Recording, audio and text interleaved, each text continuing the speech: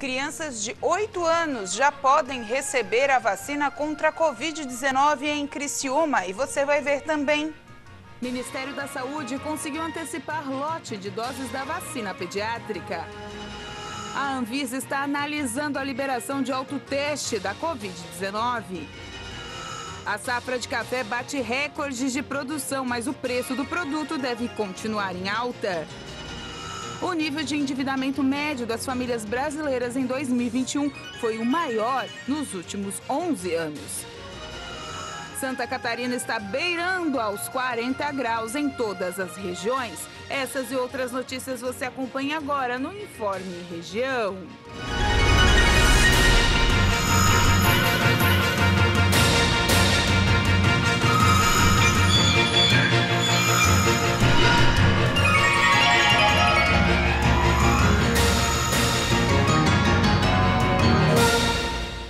Olá, hoje quarta-feira, 19 de janeiro de 2022, tempo muito abafado em todo o sul catarinense e vamos falar sobre isso dentro do Informe Região. O Ministério da Saúde conseguiu antecipar junto à farmacêutica Pfizer um novo lote com 1.800.000 doses da vacina pediátrica. A remessa, que chegaria no dia 27 de janeiro, será antecipada para o dia 24. O Ministério da Saúde anunciou que o governo federal deve receber mais uma remessa de 1.800.000 doses pediátricas da Pfizer-BioNTech contra a Covid-19 já na próxima segunda-feira. O lote foi antecipado para o Brasil adiantar a campanha de vacinação. Até o momento, o país recebeu da Pfizer 2.400.000 doses do imunizante contra o coronavírus, destinadas a crianças entre 5 e 11 anos. As vacinas foram entregues em 2 lotes, que chegaram na quinta-feira e no domingo. De acordo com a pasta da Saúde, no início de fevereiro, um novo carregamento de vacinas infantis chega ao Brasil. A previsão é de que essas vacinas sejam entregues já no dia 3. Até o momento, apenas a vacina produzida pela Pfizer-BioNTech está autorizada a ser aplicada no público infantil. Mas a Anvisa estuda um pedido do Instituto Butantan para o uso da Coronavac em crianças e adolescentes de forma emergencial. A Anvisa está analisando a liberação do autoteste, que poderia detectar em casa a Covid-19. Mas o Ministério da Saúde também está preocupado com a forma que esses resultados serão computados. O Ministério da Saúde afirmou que, se aprovado pela Anvisa, o autoteste rápido de antígeno para pessoas sintomáticas e assintomáticas teria foco na monitoração de situação epidemiológica e os esforços direcionados na contenção da pandemia no território nacional. A pasta acredita que o autoteste é importante para a prevenção de novas infecções por Covid, já que possibilita o isolamento imediato em caso positivo de assintomáticos e para o direcionamento à busca por atendimento médico no caso positivo e sintomático. A ideia é que qualquer indivíduo sintomático ou assintomático, independentemente do seu estado vacinal ou idade, que tenha interesse, possa realizar a autotestagem quando achar necessário. Caso o resultado seja positivo, a pasta orienta que o farmacêutico que comercializa o teste recomende o isolamento imediatamente e a testagem das pessoas que moram junto do infectado, para que elas também sejam avaliadas. A pessoa ainda deve procurar uma unidade de saúde para que um profissional realize a confirmação do diagnóstico, faça a notificação às autoridades e receba as orientações necessárias. A Câmara Brasileira de Diagnóstico Laboratorial informou que, se aprovado pela Anvisa, a expectativa é que os primeiros autotestes para a Covid-19 estejam disponíveis no mercado em 2 meses. A safra de café deve crescer cerca de 16% agora em 2022, segundo a Conab. O primeiro levantamento da safra foi esta semana, mas mesmo com o aumento da produção, os preços do nosso querido cafezinho devem continuar em alta. A produção esperada para a safra do café em 2022 é de 55,7 milhões de sacas de 60 quilos, o que corresponde a um aumento de 16,8% com relação à colheita do ano passado. O resultado será o terceiro melhor da história. Só perde para o obtido em 2020 e 2018 Em 2021, a produção do café ficou aquém das expectativas. A estiagem e as geadas em Minas Gerais, São Paulo e Paraná impactaram negativamente nos cafezais. Estamos falando de 38,7 milhões de sacas para o Conilon, arábica, e 16,9 milhões de sacas para o Conilon. Então, 38,7 milhões de sacas para o arábica e 16,9 milhões de sacas para o Conilon, o que representa 16,8% a mais em comparação à safra 2021. Lembrando que a safra 2021 foi de bienalidade negativa. E a previsão inicial sinaliza um aumento dessa produção em comparação à temporada anterior, que foi a bienalidade negativa, como eu disse há pouco. Porém, ela vai ficar um pouco abaixo da produção de 2020, que foi a última safra com a bienalidade positiva. A área plantada de café também aumentou e totaliza 2,23 milhões de hectares no país. Mas será que com o aumento da produção este ano o preço do cafezinho pode cair? Segundo o IBGE, entre março e dezembro de 2021, o café moído acumulou alta de 50,11%. Foram 10 meses de aumento consecutivo, de acordo com o Índice de Preços ao Consumidor Amplo. Só em dezembro, o aumento foi de 8,24%. Ainda que haja expectativa de aumento na produção este ano, o mercado do café se mantém pressionado nestes primeiros meses por causa da queda da colheita de 2021. Segundo a Companhia Nacional de Abastecimento, a Conab, a tendência é de alta nos preços por causa da redução dos estoques internos e do aumento na exportação. A quantidade apresenta um recuo de 3,3% em relação ao exportado em 2020, mas um aumento de receita acima de 6 bilhões de dólares. Volume acima de 40 milhões dos últimos 3 safras, um recorde de receita pela venda, 6,2 bilhões de dólares.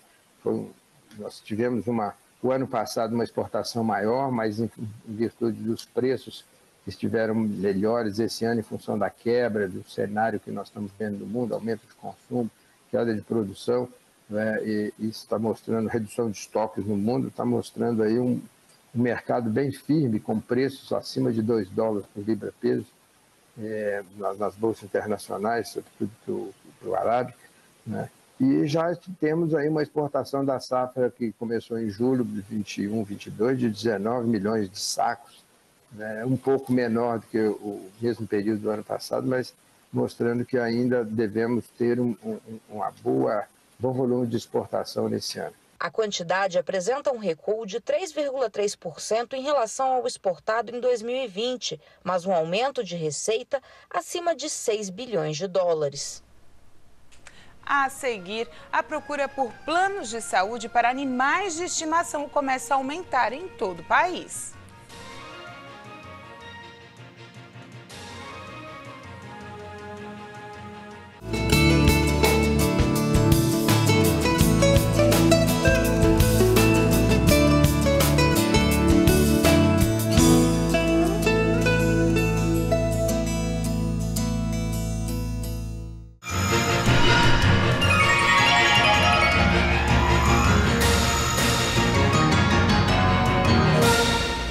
O nível de endividamento médio das famílias brasileiras em 2021 foi o maior em 11 anos, segundo a pesquisa do endividamento de inadimplência do consumidor divulgada essa semana pela Confederação Nacional do Comércio, Bens, Serviços e Turismo.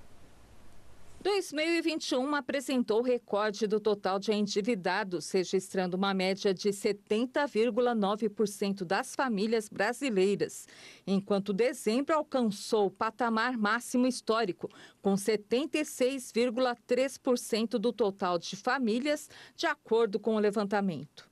As famílias recorreram mais ao crédito para sustentar o consumo, segundo a Confederação Nacional do Comércio de Bens, Serviços e Turismo. Na avaliação por faixa de renda, o endividamento médio das famílias com até 10 salários mínimos mensais aumentou 4,3 pontos percentuais, chegando a 72,1% do total. Na faixa de renda superior, acima de 10 salários mínimos, o indicador aumentou ainda mais, 5,8 pontos percentuais, e fechou em 66% das famílias. Na comparação com 2020, das 5 regiões do país, apenas o Centro-Oeste apresentou queda do índice. O Norte registrou estabilidade e o Sudeste teve o maior aumento, seguindo pelo Sul e o Nordeste. Na direção oposta dos indicadores de endividamento, no último ano, os números de inadimplência apresentaram queda. De acordo com a pesquisa, o percentual médio de famílias com contas ou dívidas em atraso diminuiu 0,3 pontos percentuais na comparação com 2020, chegando a 25,2%. A primeira parcela do Auxílio Brasil, o Auxílio Gás de 2022, começou a ser paga essa semana. A lista de beneficiários, terá a inclusão de mais de 3 milhões de famílias a partir deste mês. E a expectativa é que os programas ajudem a erradicar a pobreza no país. Ao todo, 17 milhões e meio de pessoas têm direito a receber o Auxílio Brasil. Esse número inclui 3 milhões de famílias que passam a fazer parte do programa a partir desse mês. O benefício é voltado para as pessoas que estão em situação de pobreza, com renda mensal até R$ 200, ou extrema pobreza, que ganham no máximo R$ 100 por mês. O valor médio é de R$ 400.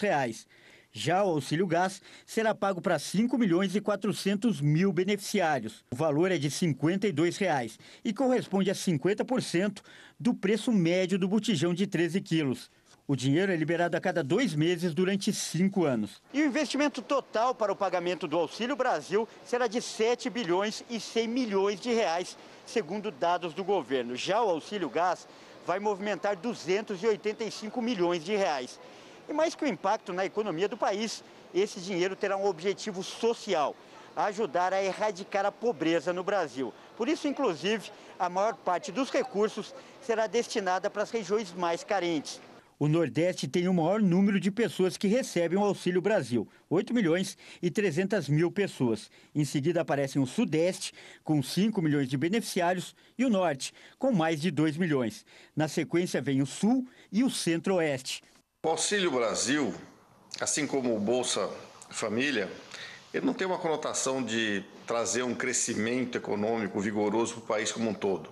O impacto econômico que o Auxílio Brasil pode trazer é nas localidades onde habitam as populações mais vulneráveis que vão receber esse auxílio, mas isso não vai impactar, não se espera que impacte o crescimento do PIB como um todo, mas vai fazer a diferença nas localidades em que se concentra a maior população de vulneráveis. Porque o maior intuito do Auxílio Brasil ou Bolsa Família é de caráter humanitário, é evitar que as pessoas passem fome.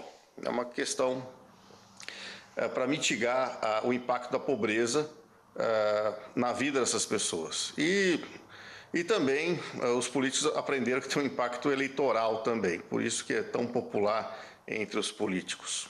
Isso deve trazer algum alívio, né, para esta população, onde nós tínhamos aí no ano passado, como renda média, como salário médio, na casa de R$ 154. Né?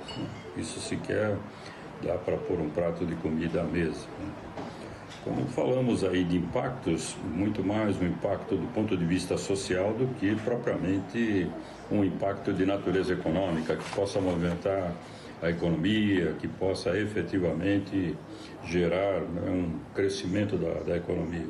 A expectativa é que o Auxílio Brasil tenha um efeito parecido com o do auxílio emergencial, que foi criado pelo governo federal durante a pandemia. Segundo um estudo do IBGE divulgado no mês passado, o programa evitou o aumento da pobreza no país.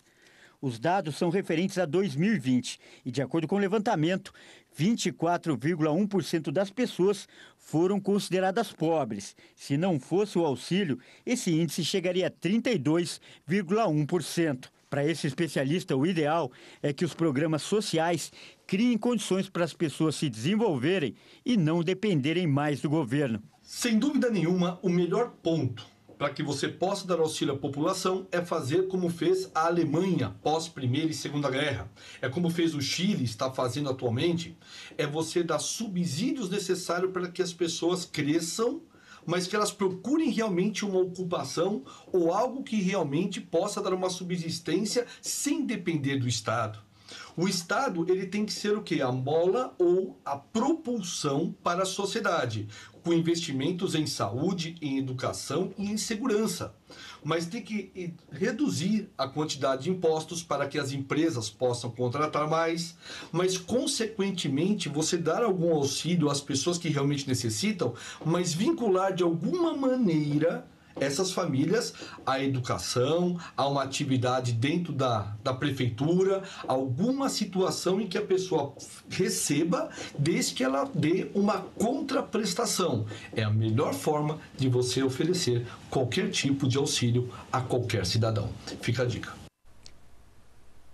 E um mercado que não para de crescer no país e agora tem até plano de saúde, é o mercado pet. Assim como tudo que é do mercado animal, de animais de estimação, vem com tudo e gera milhões de vendas. Mas existem normas para esses planos de saúde, cuidados que os tutores devem ter antes de contratar o serviço.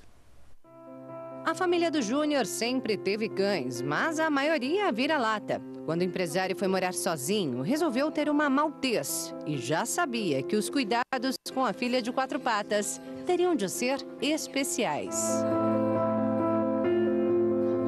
Essa daqui é a Maia, já está com 3 anos e 2 meses, né? Eu contratei o plano de saúde logo da primeira semana que ela veio para mim, por já saber que eles dão um pouquinho de trabalho em questão de gastos nessa parte de veterinários. Custo. Essa é a razão que tem levado muitos tutores a contratarem planos de saúde para os seus pets. Um mercado que agora vem crescendo bastante, apesar de ser regulamentado desde 1998 pelo Conselho Federal de Medicina Veterinária.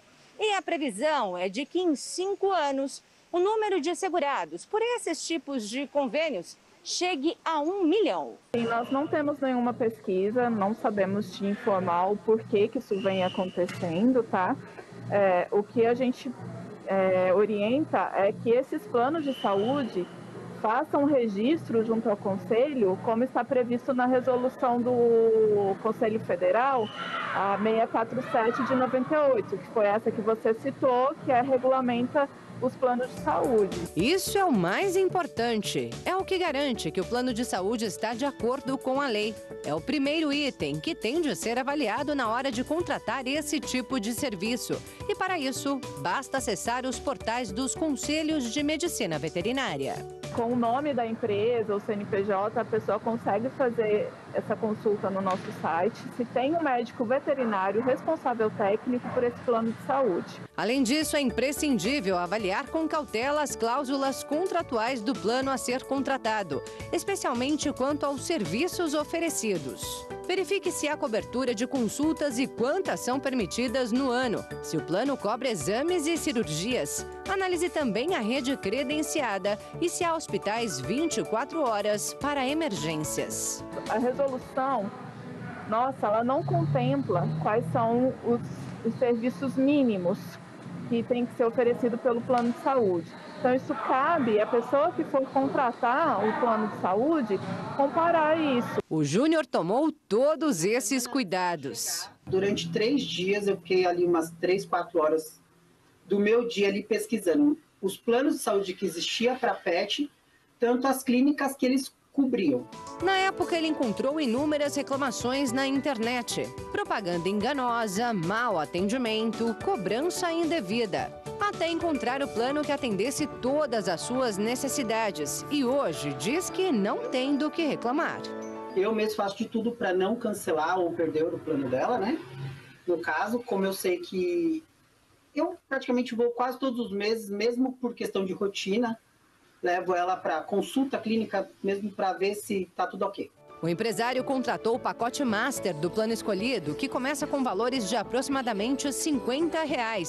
Mas como o dele é o top... Hoje eu pago 152. Para ele, cada centavo vale a pena. Como ele diz, é um investimento para manter saudável sua filha de 4 patas.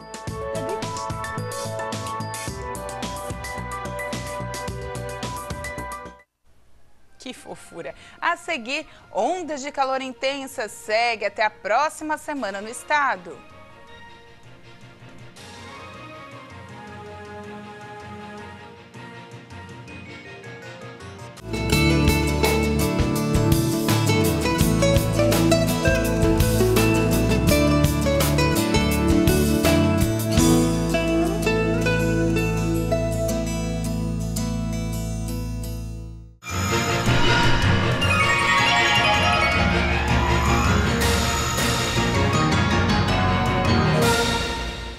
Santa Catarina está beirando aos 40 graus em todas as regiões. O oeste está batendo recordes de temperatura nessa onda de calor que está na América Latina, descendo para a América do Sul e, é claro, refletindo aqui.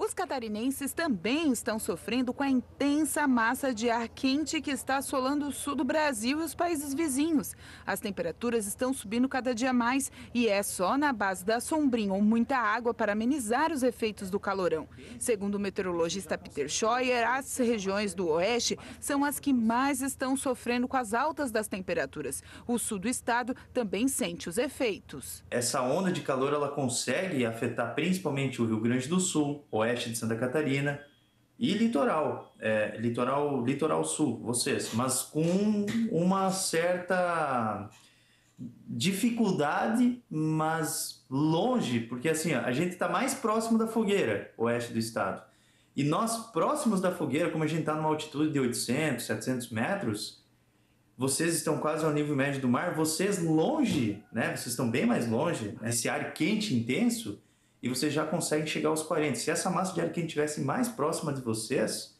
o calor ia ser extremo.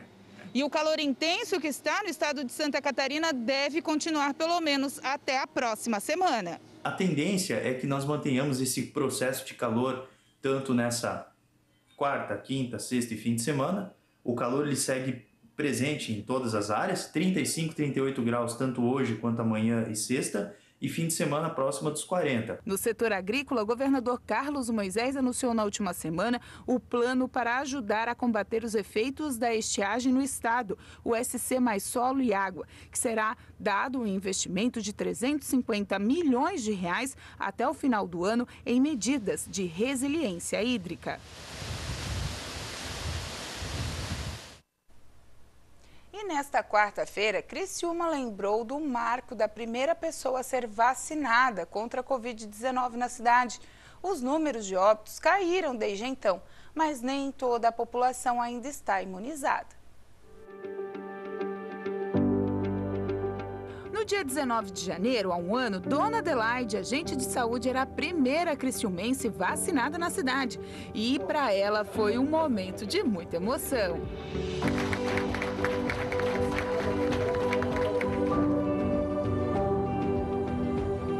Quando eu fui chamada, eu senti uma mistura de sentimentos, porque tinha perdido 3 colegas de trabalho comigo, né? E fiquei assim, aquela mistura, né? De felicidade com angústia. Mas graças a Deus, até hoje eu não peguei a doença. A expectativa de chegar a 100% de primeiras doses é levantada pelo secretário de Saúde do município, Acélio Casagrande. Nós estamos nos aproximando dos 100% de primeira dose, 85% segunda e praticamente 30% já de reforço. É um percentual bom, né? Ainda existem pessoas que estão em atraso, estão para fazer inclusive a primeira. Mas o importante é que estão fazendo e isso é que a gente chama para que façam. O município iniciou nesta terça-feira a vacinação de crianças e devido à procura ainda não ser a esperada, a idade já baixou. Então a situação de procura baixa ainda, em torno de 100 crianças apenas de 18.500. Baixamos para 8 anos a partir de agora e esperamos que essa procura seja maior. Algumas unidades estão sem vacinador, então é importante que as mães e os pais façam contato prévio. Na parte da manhã podem se dirigir a esses locais onde nós temos as salas de vacina, mas é importante então que elas procurem. O importante é localizar e fazer a vacina. Tem o site do Minha Vacina, tem o Instagram Saúde Criciúma, que ali também estão os locais e horários de vacinação. Já para a dona Adelaide, que há 1 ano marcava a abertura da vacinação, já tomou as suas 3 doses e recomenda que todos devem se imunizar. Por favor, né? Tomem a vacina, que é o melhor remédio. Eu, por exemplo, tenho comorbidade, eu sou pressão alta, tenho diabetes e, graças a Deus, até hoje eu não peguei a doença. É isso aí, dona Adelaide. E antes da gente encerrar o Informe Região desta quarta-feira, uma notícia que o Criciúma Esporte Clube acaba de informar ao setor de imprensa é que saiu a resolução do Campeonato Catarinense da Série B, representado pelo técnico Wilson Walter Kemper, que hoje é o coordenador das categorias de base do setor de futebol do Criciúma Esporte Clube. O Criciúma informa que o Campeonato Catarinense deve começar no próximo dia 29 de maio, sendo que serão 10 equipes disputando o Campeonato Catarinense da Série B. Serão 10 equipes disputando o primeiro turno. Salvam-se 8 equipes, as 2 últimas caem para a Série C do Campeonato Catarinense, as 8 disputam um mata-mata e aí sim vai se descobrir quem vai ter o acesso à Série A do Catarinense do próximo ano. Essa disputa deve demorar em torno de 3 meses, já que só serão realizados um jogo por semana e provável data de início 29 de maio, mas a tabela ainda não foi divulgada pela Federação Catarinense de Futebol. Ao longo da semana a gente amplia mais informações sobre esse assunto. E assim a gente encerra então o Informe Região desta quarta-feira, lembrando para você que você pode ficar por dentro desses e outros assuntos nas nossas redes sociais, @TV Primavera, no Instagram, Facebook e no nosso canal do YouTube. A todos vocês uma boa noite, até amanhã.